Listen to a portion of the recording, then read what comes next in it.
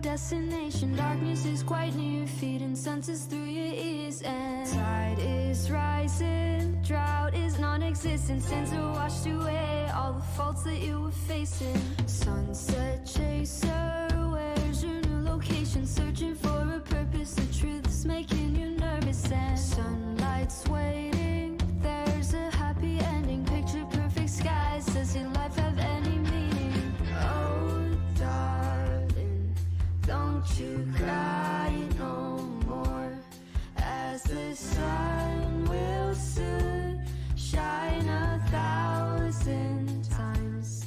Don't you worry, dear, dark clouds will soon clear for you.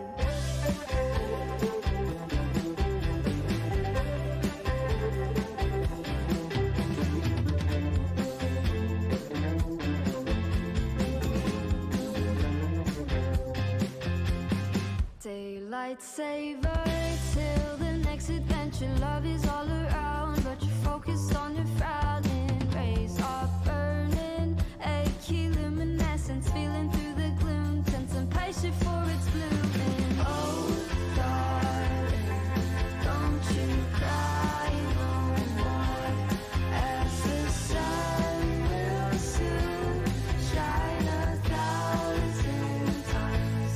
Don't you worry, dear, dark clouds will soon clear for you.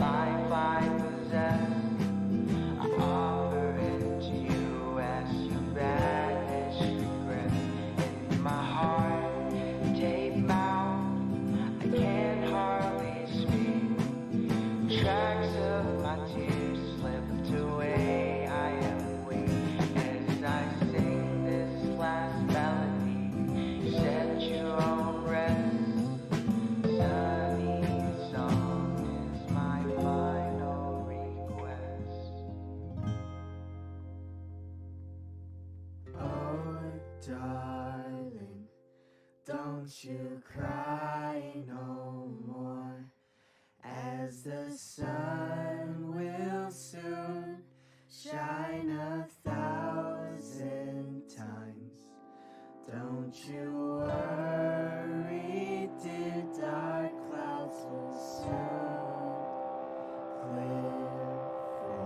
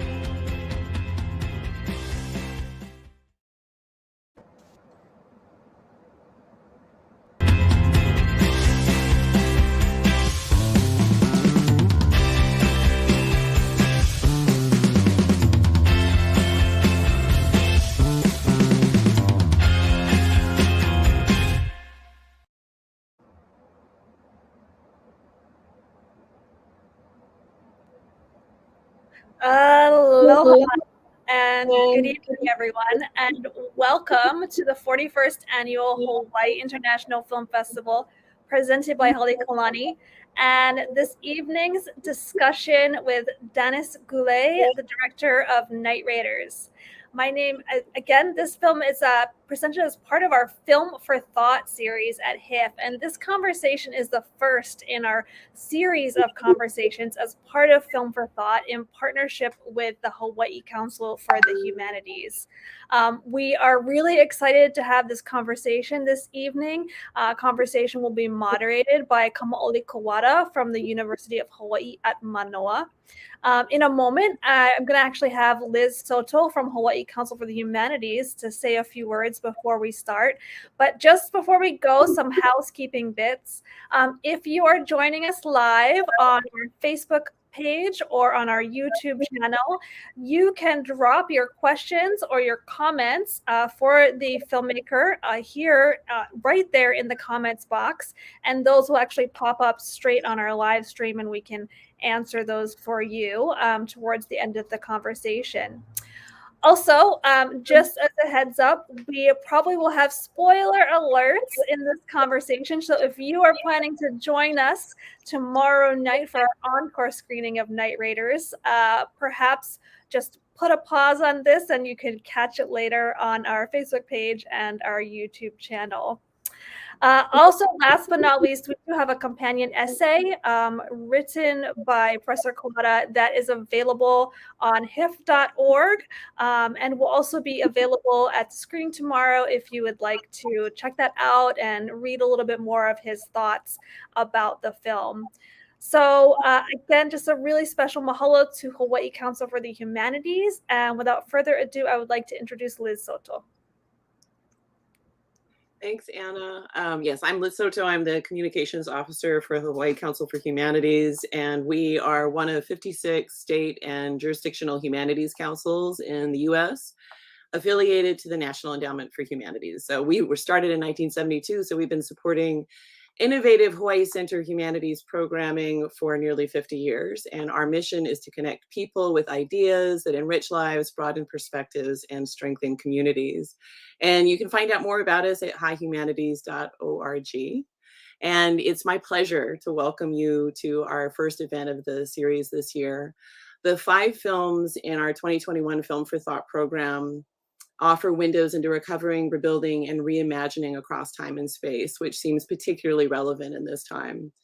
We're particularly excited about the inclusion of 2 science fiction films this year, especially because one of the critical things that's been happening recently in sci-fi and speculative storytelling is the explosion of Black, Brown, and Indigenous creators who are writing, directing, acting in stories steeped in their own perspectives and experiences. So I'm really thrilled to introduce Dr. Bryan Kuwada as our first Film for Thought scholar. He is self-described big brown guy with long hair who is a professor at Kamakakualani Center for Hawaiian Studies. And additionally, he is sometimes a photographer, poet, fiction writer, or surfer. He is also a fan of speculative fiction, and I'm always profoundly moved by Bryan's commitment to community and to opening up hopeful avenues that lead towards a future that unerringly seeks connection to land, to our past, and to each other. His essay on Night Raiders is beautiful and hopeful, and I hope everyone gets a chance to read it if you haven't already. Thank you so much. Aloha nui tākou. Well, pahola mai la ke aloha mai kahi pai o nei poi poi honua. Mai kahi wai a kahi wai. Nei aloha I hiki mai kahi hoa o Danis. Welcome, Danis. Liz gave me a very nice introduction, but the person that we're all actually here to hear from didn't get an introduction. So I was hoping if maybe before we start our conversation, you could say a little bit about yourself. You know, everyone knows who you are, right? I mean, we're all here to hear from you, but you know, anything that you want to let us know about your aina, your land, where you're from, all of that kind of stuff. Thank you. Tensei, Danis Goulet Nitsaniga son, Ne Nai Apitaigo San Nina, Mistai Sage Gun Saskatchewan Oche. Hi, everybody. I'm Danis. I am originally from La Ronge in northern Saskatchewan. I'm a Cree Métis filmmaker, and I made Night Raiders, which was my first feature. And the place that I come from is in the boreal forest in northern Saskatchewan, which is the Midwest of Canada. And my dad's people are Cree from a place called Cumberland House, which is in what used to be the largest inland delta in North America, but actually got all of that changed when a dam came into the community. But anyway, thank you so much for having me. It's lovely to be here. Yeah, mahalo nui. And I love that we both opened our pieces with our indigenous Olelo, our languages. And so my first question actually is kind of having to do with that, right? Here in Hawaii, we're in the midst of a decades-long movement for revitalization and renormalization of our language. And language is obviously very important throughout your film.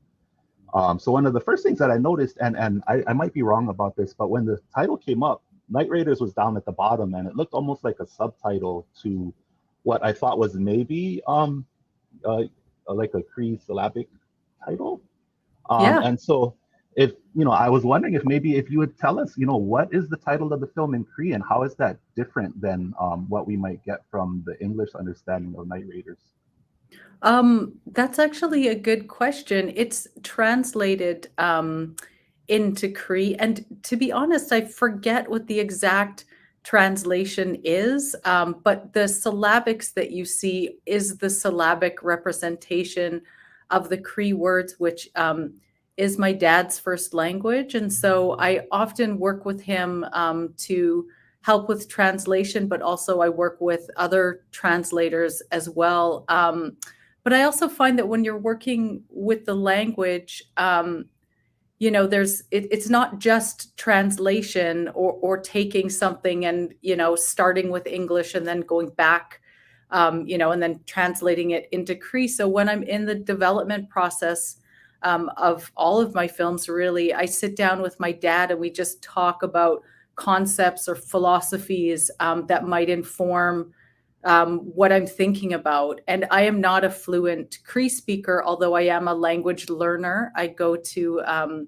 immersion camp of other learners, but my dad speaks Cree as his first language. So it's like I tap into him as a resource. And we all know that contained in our languages are entire worldviews and entire universes. And one of the things in the language conceptually that's built into the structure of it is in Cree, there is a system that can be basically explained as animate and inanimate, although that binary is, it's much more complex than just that.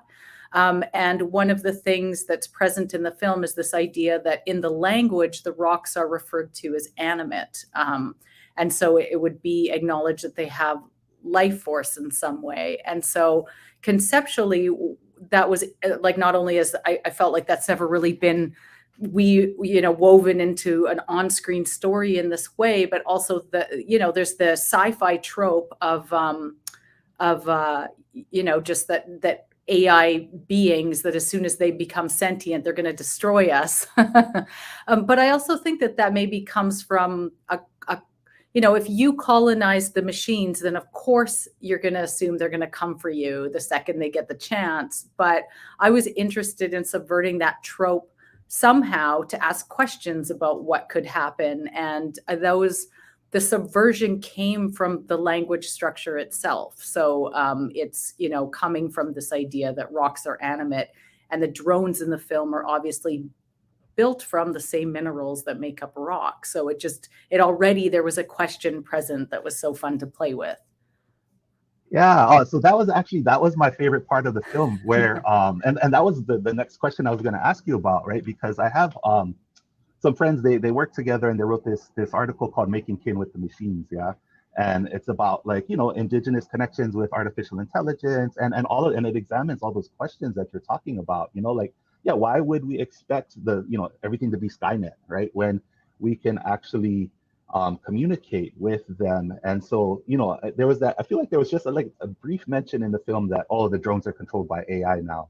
And then, and this is the spoiler part I think that Anna was talking about, right? Is there's that big climactic part where, Wasis is able to talk to them and bring them over to their side, right? Because they have that choice, right? As kind of, like you said, animate objects. And so I was wondering if you could even maybe talk some more about kind of the role of kinship in the film, right? Because I think that's one of the things that really has been undergirding both, like a lot of the new creation that's happening in the indigenous space, right? All of this indigenous futurisms and stuff, but it's also undergirding a lot of our activism, right?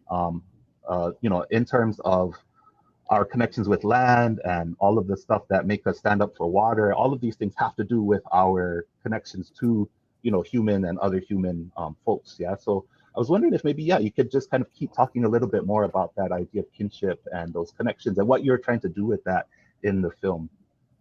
Yeah, thank you for the question. I'm familiar with the essay that you've referenced, and I'm friends with Archer Pachowis, who we nerd out about this stuff because it's so fun. But yeah, I think the question of relationality is ever present in the film. And thank you for your essay. I'm so moved when I read it, when you said it is kinship that saves Wasis, because I get asked all kinds of questions all the time. And I find that it's only in Indigenous spaces when it always comes back to this focus on relationality. And, as you pointed out in the essay, Niska and Wasis are alone on the land in the beginning of the film, and they are getting by and they're trying to survive, but they have no community. And that to me was, although there was the love between them that is so, the foundation of the film and their interconnectivity, that there's something so barren in that to not have your community. And then I also thought about, when she eventually comes into the Kitsaki camp, that community was one that was predominantly a Cree community, but it was also built out of, dislocation, which happened in, this imagined civil war in the film. But of course, Indigenous people have been dislocated from their homelands in many circumstances. And also, we form kind of these makeshift communities and have been for many years in urban centers. And so you'll often end up in, in the screen community in Toronto, where I live, which is very far away from my homelands in Saskatchewan.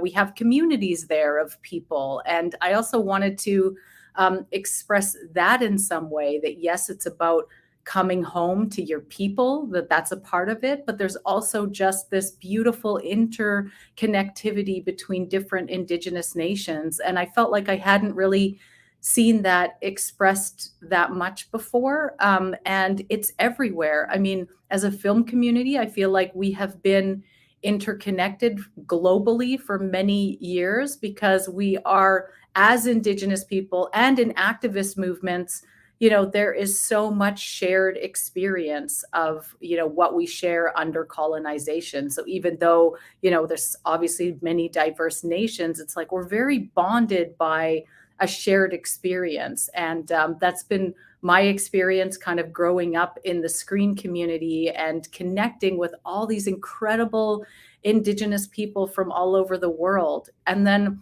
when I went to write Night Raiders, it was just around the time that a protest movement swept Canada called Idle No More.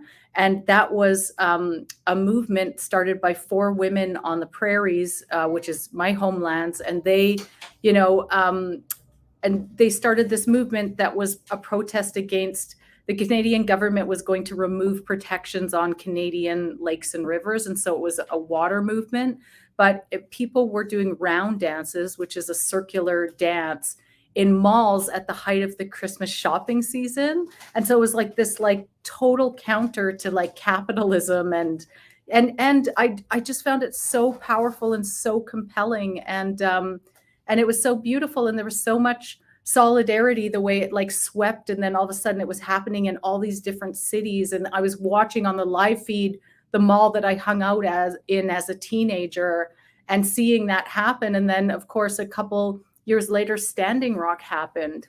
And I went to Standing Rock, and when you go into it, the first thing you see are hundreds of flags as you drive in of all of the indigenous people that were there in solidarity. And when there was a moment where they were able to temporarily halt the pipeline. And so Standing Rock was celebrating in a victory that night.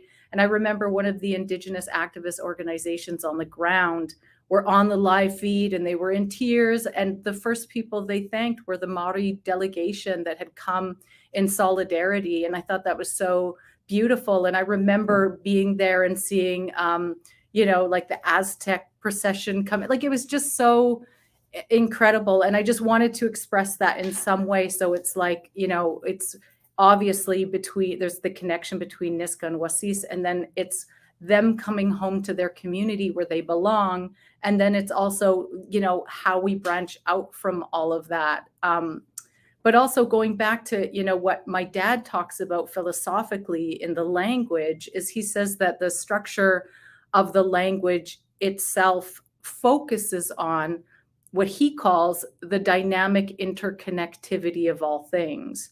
And so I feel like I will spend my entire life figuring out what that means. But I also just thought a lot about that and, what that means in terms of cinematography and what it means in terms of like the way I portray things. But going back to Wasis and the way that she can talk to the machines, I mean, she grew up on the land for most of her life. She doesn't have any friends, so she just talks to animals. She talks to the birds, she talks to, whoever will listen to her. And so when she sees the drones, and of course, Niska has her own, she knows the drones are bad and she was around for war times and she knows the way that they were employed as a weapon. Of course, she's not going to trust them, but Wasis doesn't have that experience. And so when she sees the drones, she regards them in the same way that she would regard the animals or the birds. And so in my mind, they respond in kind because it's also new for them to be regarded that way, because Wasis actually regards them with respect and the dignity that you would give to something that's alive.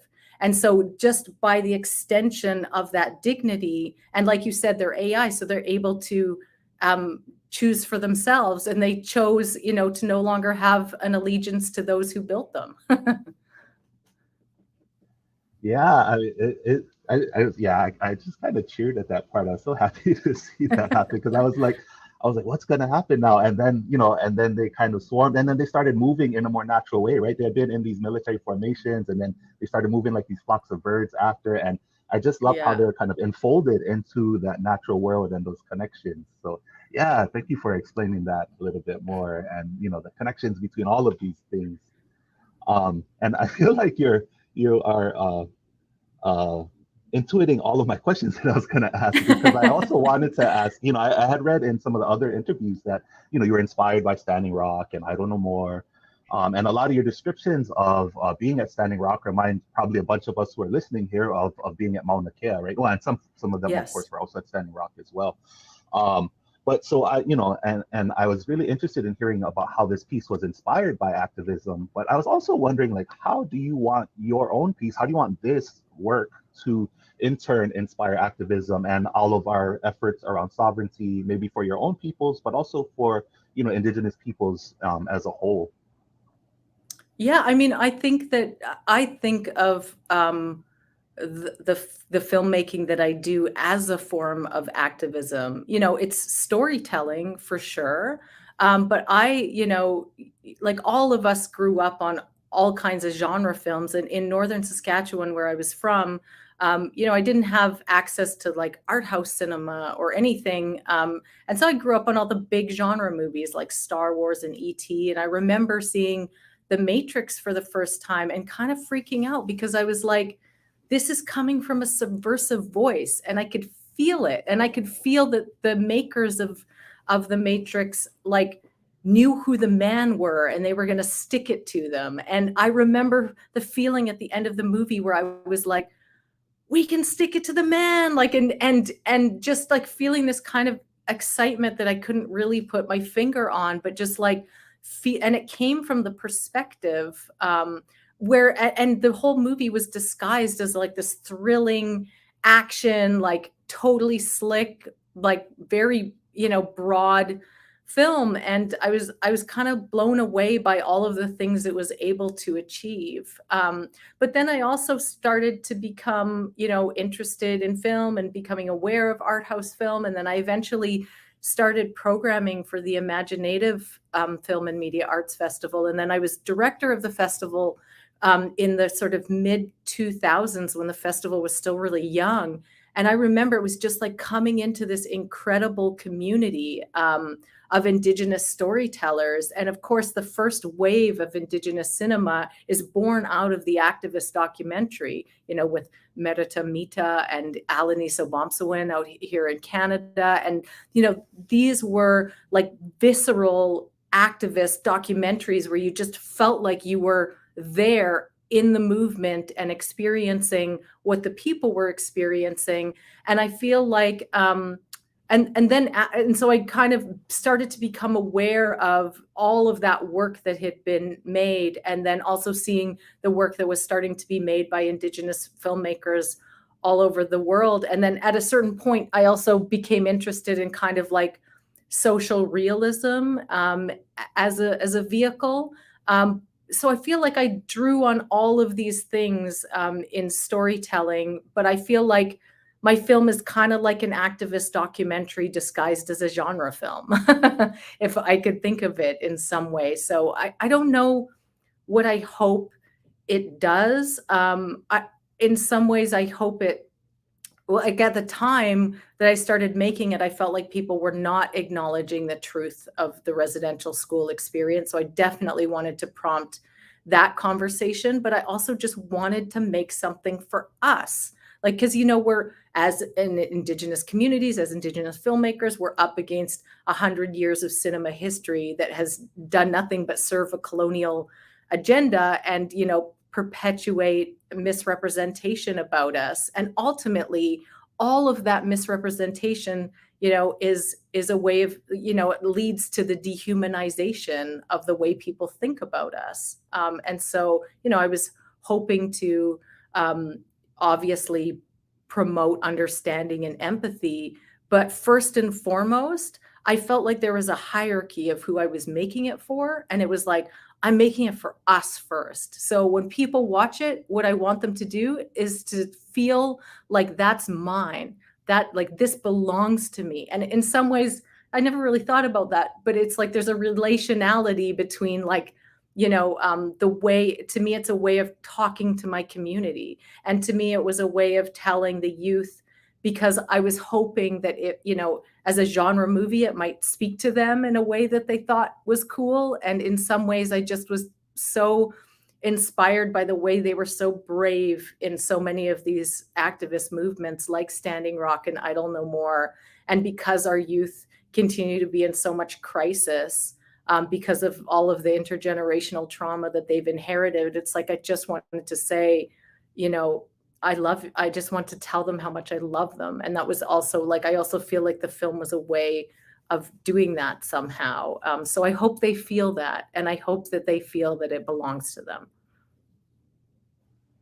That's such a beautiful way to put this, as both as an activist documentary in disguise as a science fiction film, but also as a love letter to your people. And that, again, kind of was kind of preempting the next question that I was going to ask. But I mean, I think, so here in Hawaii, in our creative practice, we have something called kauna, which is like it's like a directed meaning. Yeah. And so it's where, there's, everybody will get a surface reading of like a song or a poem or a story, and that meaning is available to everybody. But there are, multiple audiences. And so if you're part of the audience to whom the kauna is directed, you're going to get a very different kind of understanding of it. And so, and I think you were getting into this. I was wondering if you could kind of expand upon what you were saying about, creating this first and foremost for Indigenous people, but knowing it's going to go to a broad audience, but was there kind of kauna or specific things that you put in for, your own people in Saskatchewan in the film, or even, the broader Indigenous audience that, that a general audience maybe wouldn't kind of pull from these things so much? Yeah, there's like a couple of little Easter eggs from back home. First off, Kitsaki is the name of uh, there. The Lac La Ronge Indian Band, where I'm from, uses the word Kitsaki to describe a place, but also a lot of like the band is also has a place where they refer to Kitsaki, and so I wrote a letter to them asking permission to use that as the name for the camp. So anyone from there will recognize the word Kitsaki, and it's going to have that association with home. And then also close to where I'm from is a place called Big Stone, and of course that's referenced in the film as the safe zone that no one knows is real or not.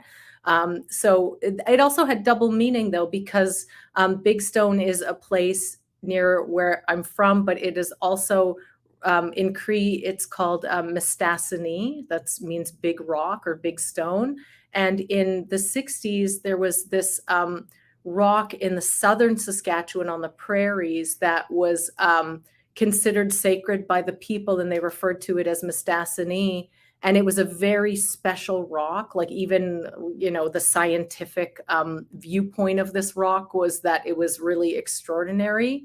And I can't remember the exact circumstances, but the rock was blown up so that they could build something or whatever. And that happened in the 60s. And so I also sort of felt that Big Stone was a nod to that in some way. And so, yeah, there's a couple little things in the film, but even in the camp, when Leo, the character, and again, talking about this intra-Indigenous community, I had imagined that there were people that were adopted into the camp as well. So when Leo is walking through the camp, someone is walking past him and they say Ani, and that's actually that's an Ojibwe word that just means hello.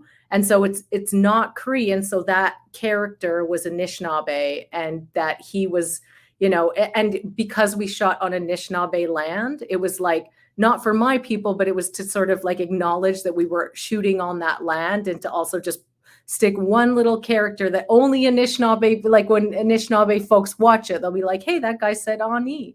And just little things like that that are, yeah, again, wouldn't be maybe noticed by anybody else.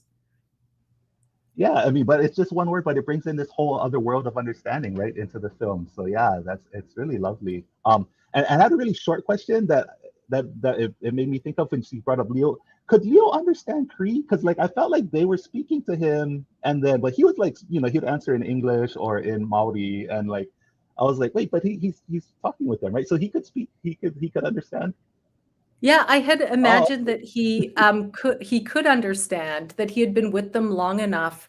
Because I also imagined that they tried to speak Cree, because I go to this incredible Cree language camp in the summertime called the Nehewak Language Experience, and we all just get together and learn Cree, and it's so beautiful, and we're out on the land. And so I had imagined that this camp had similar principles, and Ida, as the camp leader, like almost refute, like she'll only speak English when it's really necessary. I think she like drops a couple F-bombs, and that's like the best use of English for her. But that mostly her character speaks entirely in Cree, and it's almost as like a staunch refusal. And so Leo, by virtue of having to be there, it's like he would have to pick up the language because of that staunchness in making sure that the language survives and exists. And so, yeah, I had imagined that the character understood, but wasn't a very good speaker himself. So he does say a Cree word though in the tent. He says "Cheska," and that means wait. And then she says no. This is when they're discussing like that first meeting with Niska. So he uses a Cree word here and there, but he's not a fluent speaker. yeah, okay, right on. Yeah, I saw that, and I thought that was what was happening, but I wasn't sure. That's so awesome, and that makes me think of, you know, there is, like you said a few times, this is a kind of trans-indigenous production, right? I mean, like there was, you know, with Aotearoa and you folks, and you also mentioned asking for permission to use names and stuff like that, yeah. And so I was wondering if you would talk a little bit about the differences in terms of like protocols, cultural protocols, in along the lines of like, you know, what's okay to put on screen, you know, and because that's very different than I would say most other kind of film crews work in terms of, around indigenous peoples and stuff like that. So maybe if you could talk a little bit about that. Yeah, I think the protocols are really important. And obviously, we go into every production with hopefully an awareness of, what are the protocols, what is okay, both in terms of representation, but also in terms of process.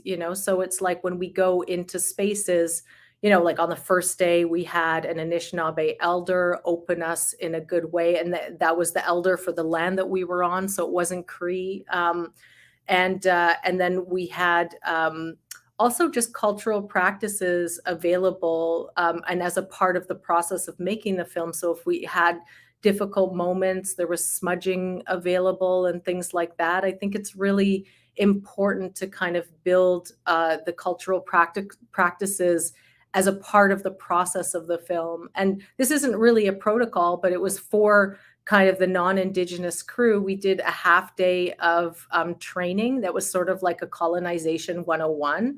And it was like 1 or 2 days out from shooting. So all of them had a mandatory, like had to be there. And it was really crazy because we're so busy at that time. But I feel like I saw a few light bulbs go off in the room of people just like having read this script and they're just going to work on this movie, whatever it is, they're like their film crew.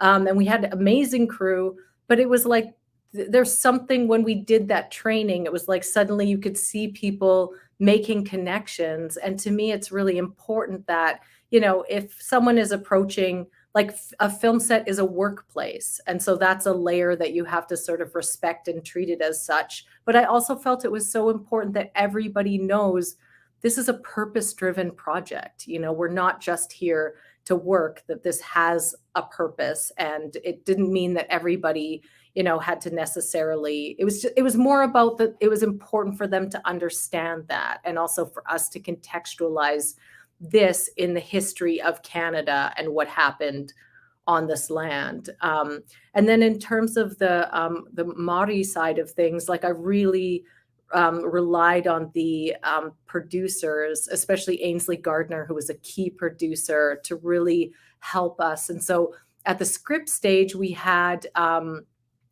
a cultural advisor read the script, and then we had a conversation. And it definitely, I think for me, it was incredibly daunting. Like, I think when you're dealing with your own nation, there's a familiarity and a shorthand. And, like if you don't know a protocol for something, you at least know who to go to find out, but when it's somebody else's nation, it just felt like it's a heavier responsibility. And I certainly had a lot of questions.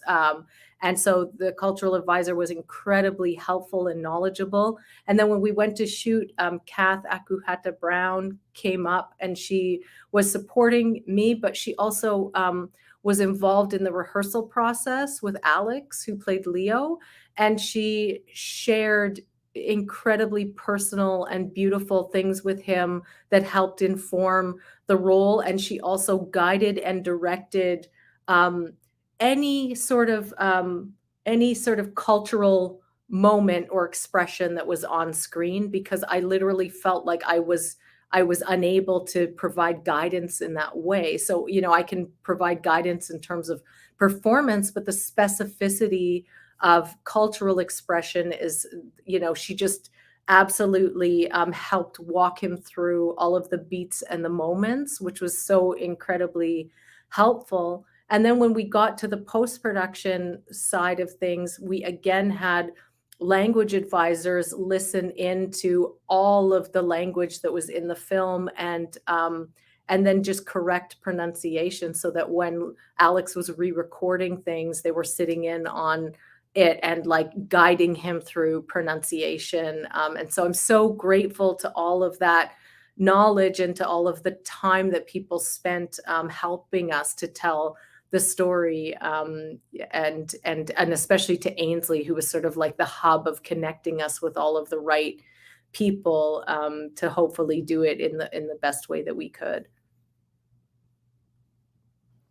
Wow, yeah, it's so, I think, refreshing to see all of the care that goes into these things that I think are, often have been absent, right, from all these other representations of us. So, thank you for talking about that. I should remind the viewers, if you do have questions, you can put them in the comments. 'Cause otherwise, I'm going to keep asking questions.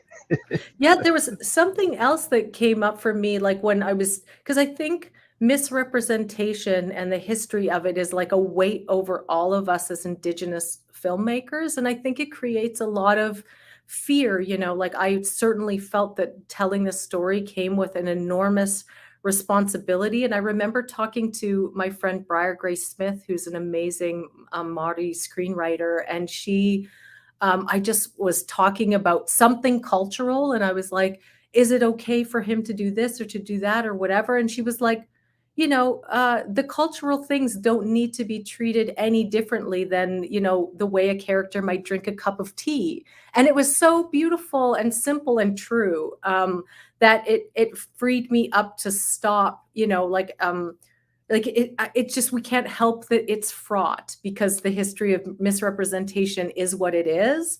But it was so beautiful to think, of course, cultural expression just is a part of the way people express themselves in a very simple way. And it was so, it really helped me in that particular moment. Yeah, I mean, it makes such a big difference when it comes from a place of confidence. Yeah, when we are presenting our cultures confidently, and then we have so many more kind of options that are available to us. Yeah. Oh, so we got a question in the comments. I'm not sure if you can read that. Oh, I guess it's up on the screen now. Can you see that? Yeah, I can. Oh, okay. Well, so yeah, I'll let you read it. And since it says, yeah, sure. Can you speak about the way the film industry is currently engaging with filmmakers and films created by and about Indigenous people and stories? Is it encouraging? I would say absolutely it is encouraging. I've been around since the early 2000s.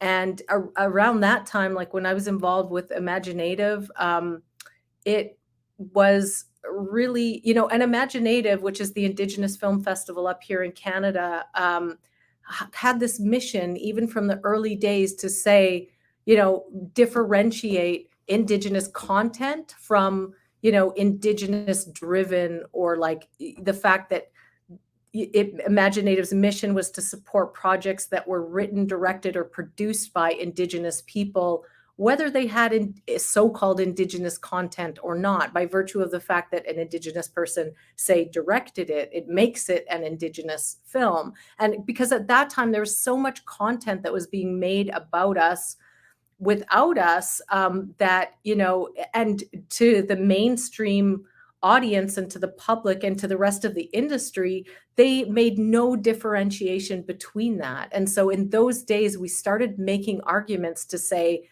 gaze matters. The people that hold the power and the agency over these stories are the ones in these key creative roles. And we need to be empowering Indigenous people to tell their own stories. And I feel like at that time, those arguments were just met with like confusion or even silence, or just like we kind of felt invisible. And now this is a very active and alive conversation to say that, of course, it matters that who's telling the story. Of course, that's important. Of course, gaze matters. But back in those days, I just feel like the discourse was so not there yet. And so the case that had to be made for that was, and even before that, there had been decades of advocacy. And so I felt like it meant that we had to advocate for Indigenous people for many years. And we, up here in Canada, I was a part of writing a report about the lack of Indigenous feature film production in Canada. And we looked at what other countries were doing, like Australia and New Zealand. We looked at the Indigenous Screen Office down in Australia and the fact that they had a protocols document made publicly available for many years before we ever developed anything like that. And also, we advocated for the creation of the Indigenous Screen Office, which came into formation about 3 years ago in Canada. And we also advocated for a targeted funding stream at our main feature film funder for Indigenous filmmakers. And so all of these changes, but it was like slow, slow, slow, slow. And then it was just like an explosion at a certain moment where even when we went to get Night Raiders funded, it was like we were coming and meeting this political moment that was a result of decades of advocacy leading up to that. And so we were asking for a decent budget. And at that time, we became the largest budget Indigenous helmed film ever made in Canada. And just the year before, Jeff Barnaby's Blood Quantum had been the largest budget Indigenous feature film made in Canada. But I feel like we came into a moment. And does it mean our work is done? Absolutely not. Like there's still so much work to be done, but I also feel like we are in the midst of this incredible wave that we're seeing now that we had never seen before. And I think in Canada, another pinnacle for us was Atanarjuat the Fast Runner, which was made in 2001 by Zacharias Canuck, and it went to Cannes and it won the Camera d'Or, this like huge prestigious prize, and it put Indigenous film up here on the map. And it should have led to the proliferation of like this wave of support for Indigenous film. And Isuma Productions, who made that film, still had trouble getting funding after that. Like there was so much racism still baked into the industry, and it's still there. But it's things are changing, and I think how vocal people have been, and not just in Indigenous communities and Black communities and other communities of color. It really is changing things. Mahalo nui for such an insightful answer and kind of shining a light on the decades of work that it takes to create this beautiful moment, right? There's so much cool Indigenous stuff going on now. My Indigenous literature students, they just get so excited by like getting to watch Indigenous shows on TV every week and watching Indigenous movies, and they're in such, unexpected genres. We watched Blood Quantum in class last semester, and they're like, wait, it's a zombie movie, Yeah. So I just love the surprise that other Indigenous people feel at the kind of the breadth of creation that we're making. And so I don't know how much longer they are going to let us go, but I'm going to have another question unless someone in the comments also has one as well. I did want to ask, I think one of the things, and you've answered questions like this, I think, before, and one of the things that everyone talks about for your film is the portrayal of the residential schools in it, right? And I thought it's such a tricky kind of balance that you had to navigate through the portrayal of, showing the non-Indigenous audiences what a horrific institution it was, but also portraying people's, it takes place in the future, but there's people who experience these things, right? And so how do you portray it without kind of re-traumatizing them and stuff like that? So I was wondering if you could talk about some of the concerns that you had, or the ways that you decided what to show, because I felt like it was a very kind of elegant approach that you took to it, trying to not be really graphic in a lot of ways, but also to me driving home the horror of such kinds of things. Yeah, no, thank you for the question. I felt like that was something that I thought a lot about. Again, it speaks to the responsibility that you feel, especially when something as profound and big as the residential school, which was a system in place for 7 generations of Indigenous families, it's touched all aspects of Indigenous life. And so the responsibility of that is really intense. And I think also just, the safety that is needed in the process as well for the actors is really important. But what you show on screen, I think, is a really important question. And first off, I know that in the hierarchy of who I'm making it for, if I'm making it for Indigenous communities first, even though you hope it goes broader and all kinds of people can enjoy it, then our communities know what happened there. You don't have to spell it out. And yet you do want to be truthful about how horrible the circumstances are. So, in the choosing of, say, the cell where Wasis is kept, or, even the visuals of children in bunk beds, but then surrounded inside by a cage. That was something that I talked a lot about the production designer. So there's things that you do to suggest how horrible things are, or even when the headmaster comes in and sort of pulls one of the girls out of the room. I don't think it takes much more to suggest that something insidious and horrible is happening there, because it is really important. Like you said, people have lived through this, and it was really important to try to not be gratuitous with anything. And I didn't really feel that it needed to be graphic, because we know, and it's, yeah, to me that was simple in a way. Yeah, I thought it was really well done. And even just her being renamed, right? I mean, like completely changing her identity is such a small thing, but such a huge thing too. Yeah. Um, and so we're coming up to our last couple of minutes. And so I would like to ask you one final question, if that's okay. Then, and if any of my students are watching, they're gonna roll their eyes because I use this quote every time. Is I have this favorite quote from Scott Richard Lyons, and he says, our pursuit of sovereignty is not an attempt to reclaim our past, but our possibilities, right? And I was wondering, what do you want to see for the possibilities of Indigenous creative production, right? Because Imaginative is so broad, and like all of the kinds of different genres that it welcomes and the different media that it welcomes. That was the thing that I loved about, the one time I was lucky enough to go to it. But yeah, what would you like to see as some of the possibilities for growth and stuff like that? Because it's such an amazing kind of explosion that's already going on now. Yeah, I mean, I think there's been so many people holding a collective vision of what we could be and what we could have. And I just, for years, have been dreaming about, the opportunities and the resources for so many of us to do and dream and create what we want to create. So that includes, projects that are of all kinds of scale, but also all across the spectrum, from, let's say, broad to art house, but also encompassing all of the genres of film. And that, and it is so, we have arrived at such a beautiful moment. I think, after looking back on Atanarjuit, which felt like such a singular moment, it was I felt like all of us had a responsibility to kind of make sure that, if we were to make our films or do our projects, that we wouldn't be standing alone.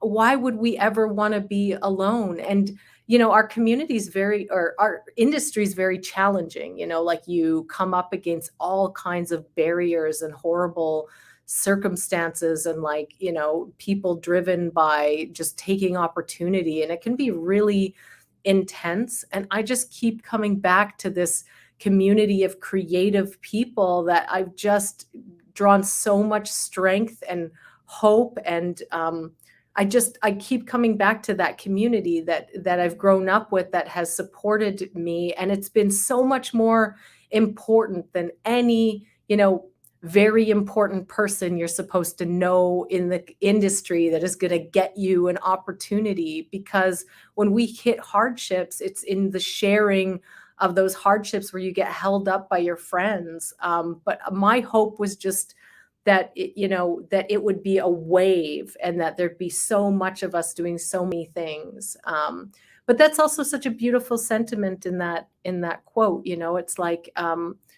yeah, we draw on the past, but I think in all of my work, I think about how that moves through the present and into the future. And it's still so subversive to declare ourselves in the future. It's and I always felt like Night Raiders was a declaration to say, we have always been here, we are here now, and we will always be here.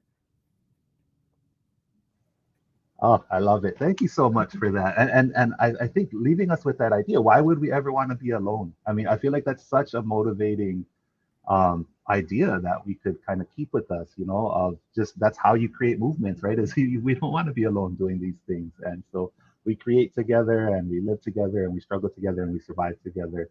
So yeah, thank you so much. I think Anna is wanting to pop back into the room now. So why don't we let her back in? And then thank you so much, though, Danis. It was really lovely. Thank getting to you. talk This to has you. been one of the best conversations. I just thank you so much for your questions. I love the vitality of these kinds of conversations. I get so many of the same questions. So I just thank you for digging so deep into the things that we all care about. Kinanas Gomten Mahalo. Oh, mahalo nui. Mahalo nui, Danis and Bryan, for this incredible conversation. Honestly, I could just listen to you talk all night long because I'm so inspired right now by this conversation, and I'm so grateful for this conversation and for your participation in the festival. Unfortunately, we do have time constraints, so I just want to come again back in to say mahalo nui to you both. And also to the Hawaii Council for the Humanities, our partner in presenting this program for, I believe, the 12th year now. So we're very, very grateful for our partnership. If you want to share this discussion with your friends and family, this discussion will be available on our Facebook page and our HIFF YouTube channel. So you can send folks there to watch more. And as a reminder, Bryan actually has a companion essay that we have available on HIFF.org on our Film for Thought page. And you can also access that in our High Film blog. And of course, we have an encore screening of Night Raiders tomorrow night. So if you want to get some tickets, get those while you can. And I encourage everyone to also check out some of our other Film for Thought films in the program and join some of our conversations this coming weeks. Thank you again, everybody, and a big mahalo to our HIFF Ohana all around the country and Hawaii for joining us. Thank you.